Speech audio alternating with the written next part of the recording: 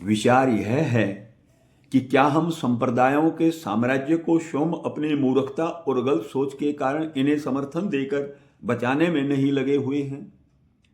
क्या नारकीय जीवन को जीने के लिए हम स्वयं जिम्मेदार नहीं हैं? हम स्वयं की गलती को स्वीकार करने के स्थान पर दोष भाग्य को क्यों देते हैं?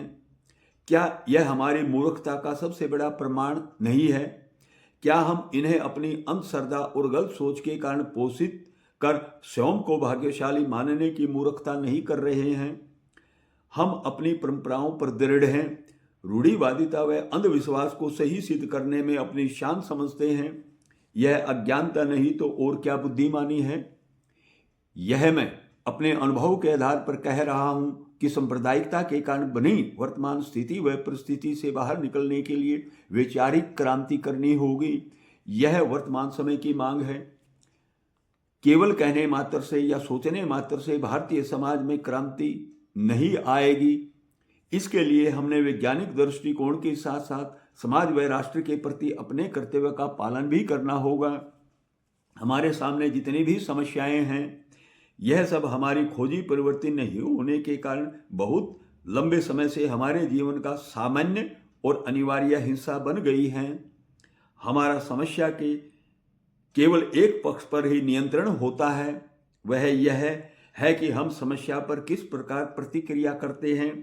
हम समस्या का समाधान करते हैं या पलायन करते हैं, यह हमारी सोच पर निर्भर करता है।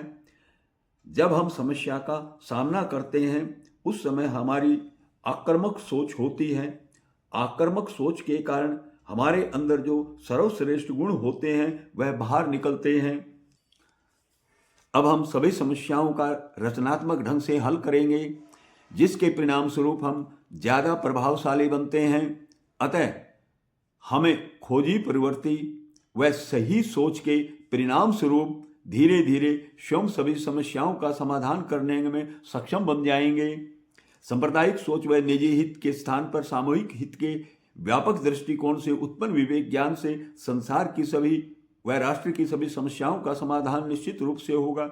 इससे सभी विषयों को सभी प्रकार से सभी कर्मों से जाना जा सकता है। इसके बाद ही हम मानव जाति की संवेदना का अनुभव कर सकेंगे।